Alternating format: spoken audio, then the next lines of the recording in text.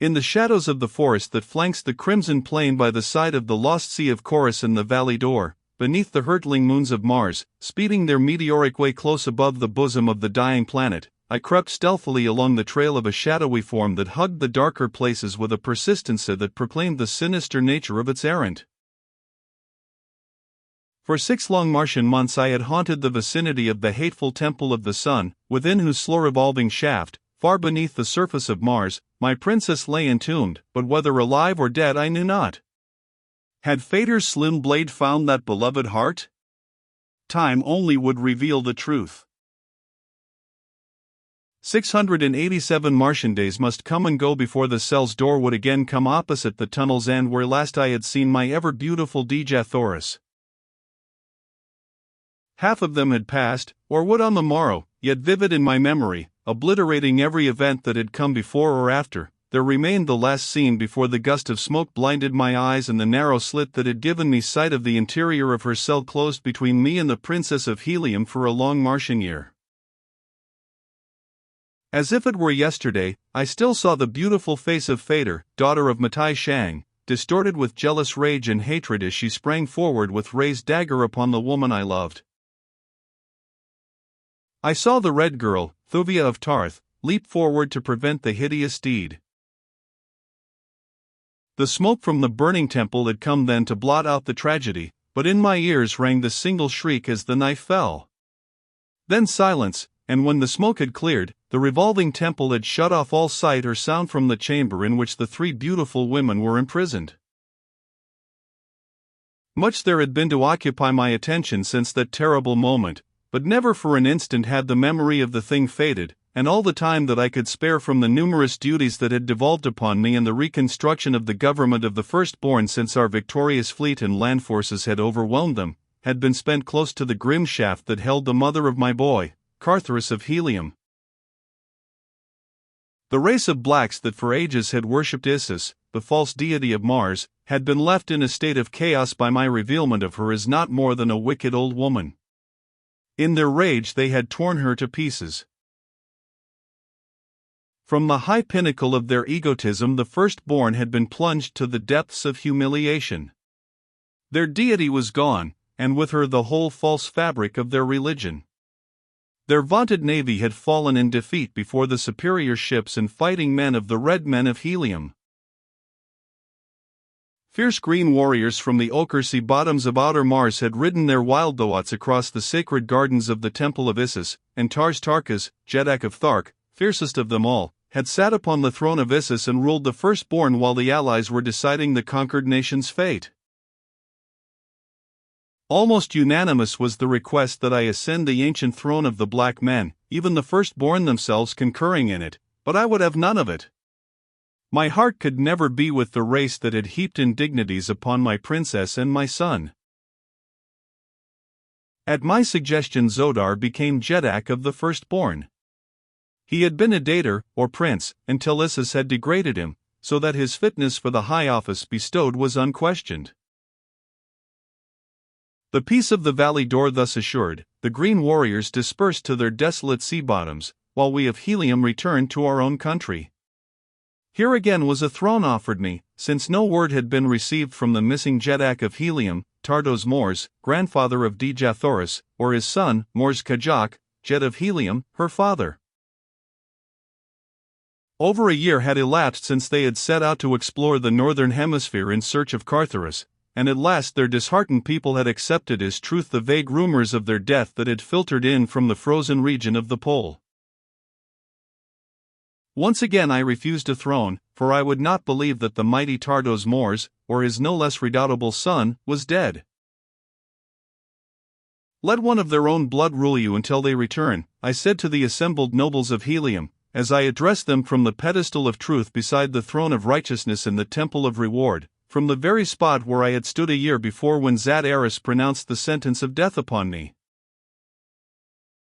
As I spoke I stepped forward and laid my hand upon the shoulder of Cartharus where he stood in the front rank of the circle of nobles about me. As one, the nobles and the people lifted their voices in a long cheer of approbation. 10,000 swords sprang on high from as many scabbards, and the glorious fighting men of ancient Helium hailed Cartharus Jedak of Helium. His tenure of office was to be for life or until his great-grandfather, or grandfather, should return.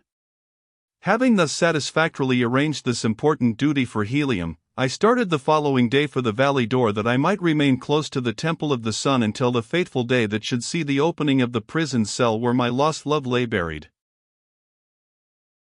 For Vastus and Cantos Can, with my other noble lieutenants, I left with Cartharus at Helium, that he might have the benefit of their wisdom, bravery, and loyalty in the performance of the arduous duties which had devolved upon him. Only Woola, my Martian hound, accompanied me.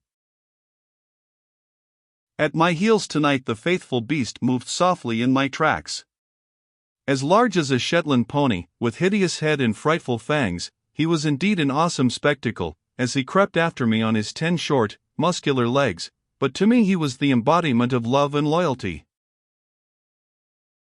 The figure ahead was that of the black dater of the firstborn, Thurid, whose undying enmity I had earned that time I laid him low with my bare hands in the courtyard of the Temple of Isis, and bound him with his own harness before the noble men and women who had but a moment before been extolling his prowess.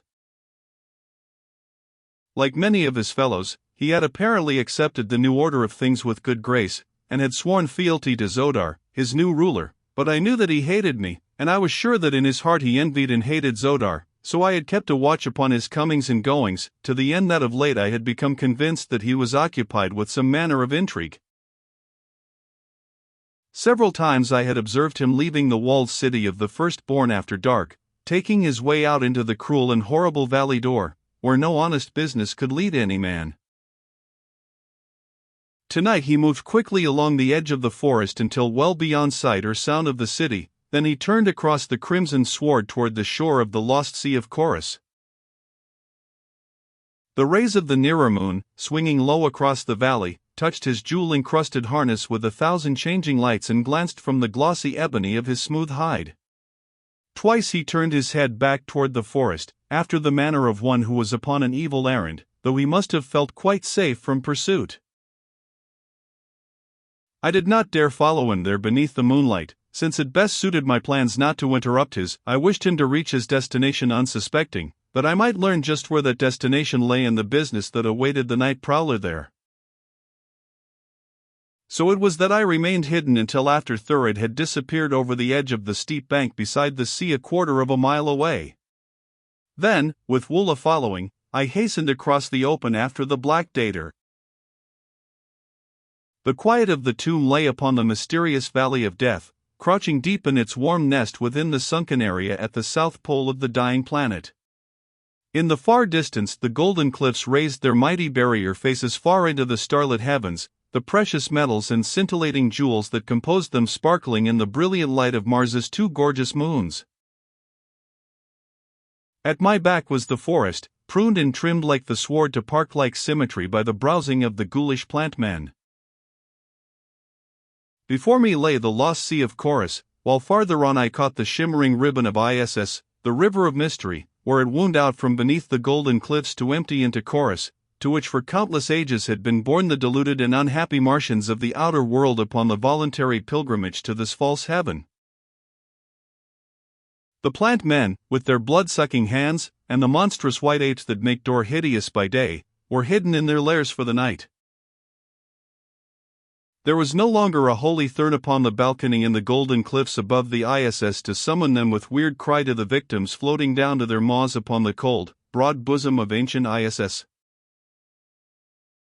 The navies of Helium and the firstborn had cleared the fortresses and the temples of the Thurns when they had refused to surrender and accept the new order of things that had swept their false religion from long-suffering Mars.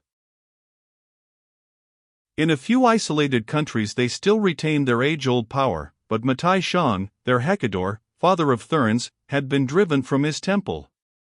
Strenuous had been our endeavors to capture him, but with a few of the faithful he had escaped, and was in hiding where we knew not. As I came cautiously to the edge of the low cliff overlooking the lost Sea of Chorus, I saw Thurid pushing out upon the bosom of the shimmering water in a small skiff, one of those strangely wrought craft of unthinkable age which the Holy Thurns, with their organization of priests and lesser Thurns, were wont to distribute along the banks of the ISS, that the long journey of their victims might be facilitated. Drawn up on the beach below me were a score of similar boats, each with its long pole, at one end of which was a pike, at the other a paddle. Thurid was hugging the shore, and as he passed out of sight round a nearby promontory, I shoved one of the boats into the water and, calling Wola into it, pushed out from shore. The pursuit of Thurid carried me along the edge of the sea toward the mouth of the ISS. The farther moon lay close to the horizon, casting a dense shadow beneath the cliffs that fringed the water.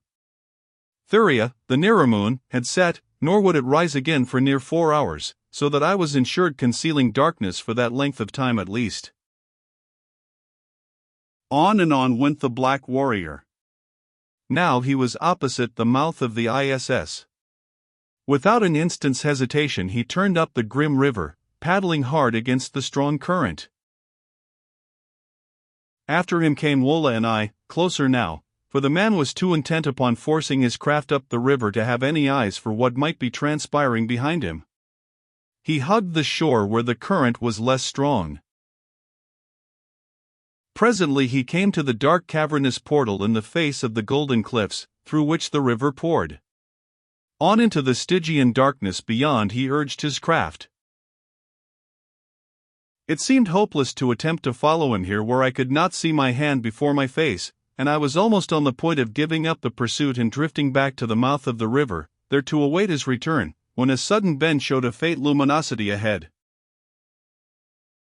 My quarry was plainly visible again, and in the increasing light from the phosphorescent rock that lay embedded in great patches in the roughly arched roof of the cavern, I had no difficulty in following him.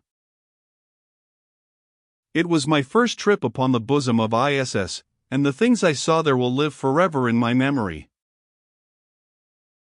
Terrible as they were, they could not have commenced to approximate the horrible conditions which must have obtained before Tars Tarkas, the great green warrior, Zodar, the black Dater, and I brought the light of truth to the outer world and stopped the mad rush of millions upon the voluntary pilgrimage to what they believed would end in a beautiful valley of peace and happiness and love.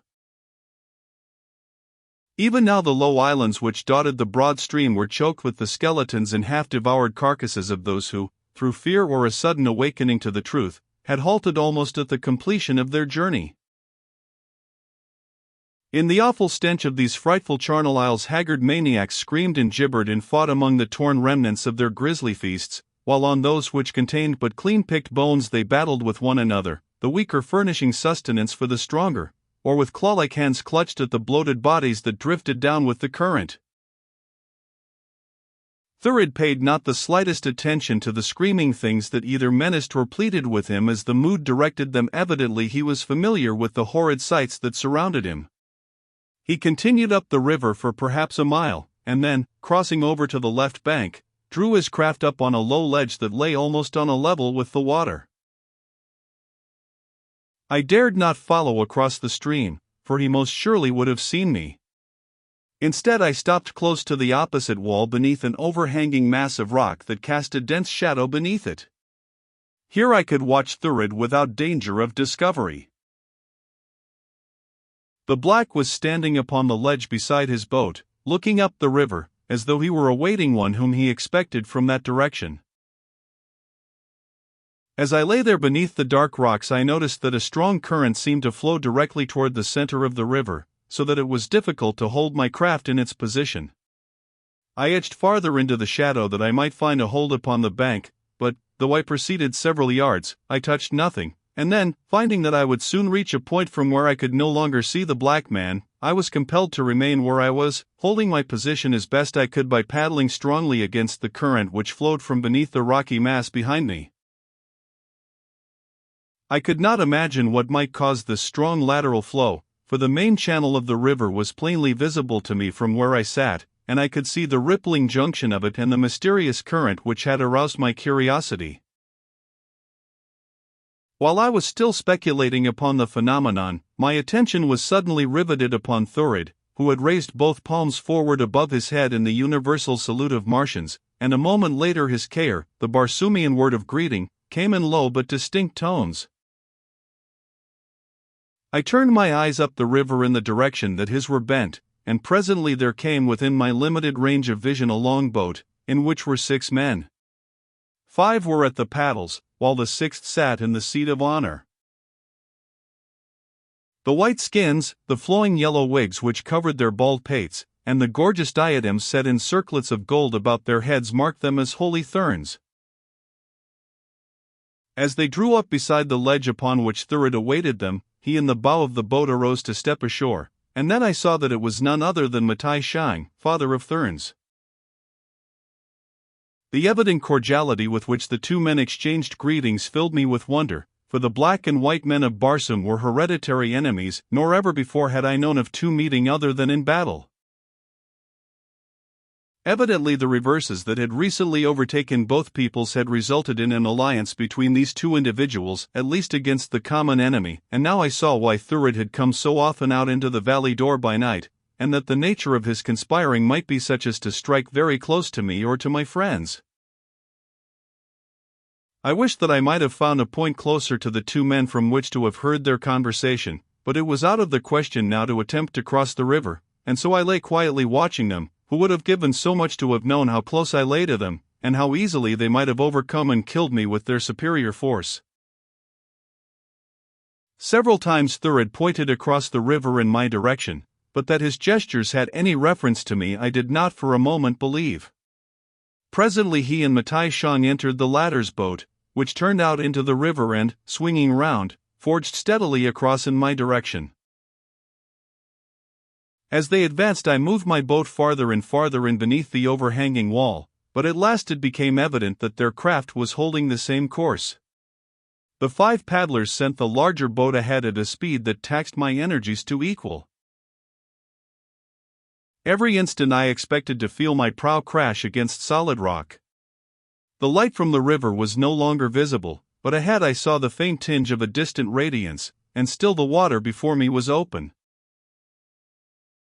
At last the truth dawned upon me. I was following a subterranean river which emptied into the ISS at the very point where I had hidden. The rowers were now quite close to me. The noise of their own paddles drowned the sound of mine, but in another instant the growing light ahead would reveal me to them. There was no time to be lost. Whatever action I was to take must be taken at once. Swinging the prow of my boat toward the right, I sought the river's rocky side, and there I lay while Matai Shang and Thurid approached up the center of the stream, which was much narrower than the ISS. As they came nearer I heard the voices of Thurid and the father of Therns raised in argument.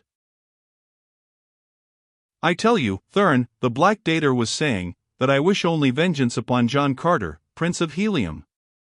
I am leading you into no trap. What could I gain by betraying you to those who have ruined my nation and my house?" "Let us stop here a moment that I may hear your plans," replied the Hecador, "and then we may proceed with a better understanding of our duties and obligations." To the rowers he issued the command that brought their boat in toward the bank not a dozen paces beyond the spot where I lay. Had they pulled in below me they must surely have seen me against the faint glow of light ahead, but from where they finally came to rest I was as secure from detection as though miles separated us. The few words I had already overheard whetted my curiosity, and I was anxious to learn what manner of vengeance Thurid was planning against me. Nor had I long to wait. I listened intently. "There are no obligations, father of Therns," continued the firstborn. "Thurid, Dater of Issus, has no price. When the thing has been accomplished I shall be glad if you will see to it that I am well received, as is befitting my ancient lineage and noble rank, at some court that is yet loyal to thy ancient faith, for I cannot return to the Valley Door or elsewhere within the power of the Prince of Helium, but even that I do not demand, it shall be as your own desire in the matter directs." "It shall be as you wish, Dater," replied Matai Shang, "nor is that all power and riches shall be yours if you restore my daughter, Phaetor, to me, and place within my power Dejathoris, Princess of Helium." "Ah," he continued with a malicious snarl, "but the Earthman shall suffer for the indignities he has put upon the Holy of Holies, nor shall any vileness be too vile to inflict upon his princess. Would that it were in my power to force him to witness the humiliation and degradation of the Red Woman. You shall have your way with her before another day is past, Matai Shang, said Thurid, if you but say the word. I have heard of the Temple of the Sun, Dater, replied Matai Shang, but never have I heard that its prisoners could be released before the allotted year of their incarceration had elapsed. How, then, may you accomplish the impossible? Access may be had to any cell of the temple at any time, replied Thurid. Only Isis knew this, nor was it ever Isis' way to divulge more of her secrets than were necessary. By chance, after her death, I came upon an ancient plan of the temple, and there I found, plainly writ, the most minute directions for reaching the cells at any time. And more I learned, that many men had gone thither for Isis in the past, always on errands of death and torture to the prisoners, but those who thus learned the secret way were wont to die mysteriously immediately they had returned and made their reports to cruel Isis. Let us proceed, then, said Matai Shang at last. I must trust you, yet at the same time you must trust me, for we are 6 to your 1. I do not fear, replied Thurid, nor need you. Our hatred of the common enemy is sufficient bond to ensure our loyalty to each other, and after we have defiled the Princess of Helium there will be still greater reason for the maintenance of our allegiance, unless I greatly mistake the temper of her lord. Matai Shang spoke to the paddlers. The boat moved on up the tributary. It was with difficulty that I restrained myself from rushing upon them and slaying the 2 vile plotters, but quickly I saw the mad rashness of such an act, which would cut down the only man who could lead the way to Djathoris prison before the long marching year had swung its interminable circle. If he should lead Matai Shang to that hallowed spot, then, too, should he lead John Carter, Prince of Helium. With silent paddle I swung slowly into the wake of the larger craft.